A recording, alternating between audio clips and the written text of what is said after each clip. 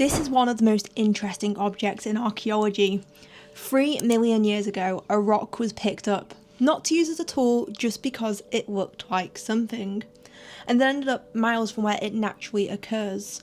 Later it was rediscovered, and it may be the earliest evidence of symbolic thinking in the human story. This reddish-brown jasperite cobble weighs 260 grams and is 8.3 by 7 centimeters long. It has some unusual markings which occurred naturally. In this video we are exploring the story of the Makapansgat Pebble. The object was discovered in the limeworks of the Makapansgat Valley in South Africa, one of the most important areas in the archaeology of human evolution.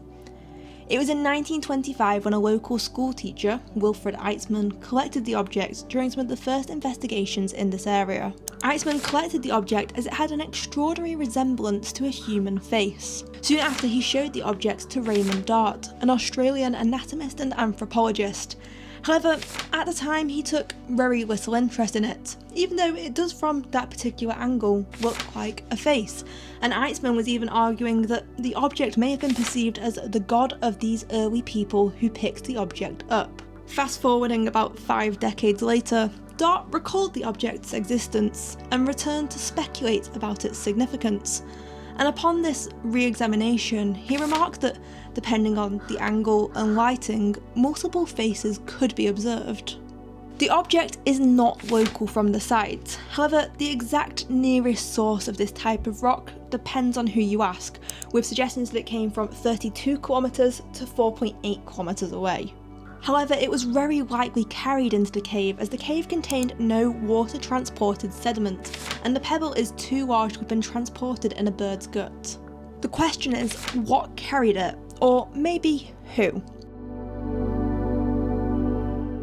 The site is associated with Australopithecus africanus, and upon re-examination in the 1970s, Dart remarked that the faces visible resembled that of Australopithecines rather than humans.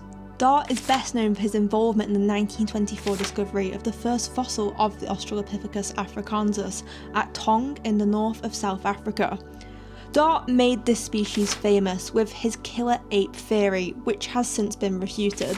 The species name means southern ape of Africa, relating to the region the discoveries have been made in.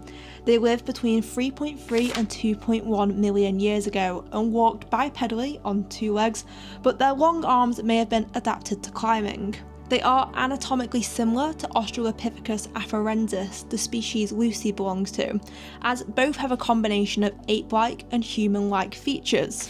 However, africanus has a rounder cranium with a larger brain at about 400 to 500 cubic centimetres. Did an Australopithecus africanus pick up this pebble 3 million years ago, remark at its resemblance to its own face, and decide to carry it miles back to camp? Does this make this the earliest evidence of art? Not quite.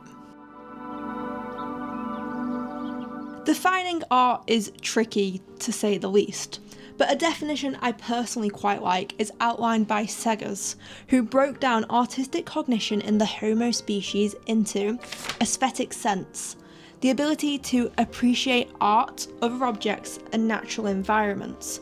Something can be classified as art if it is enjoyed as such. 2. Intentionality.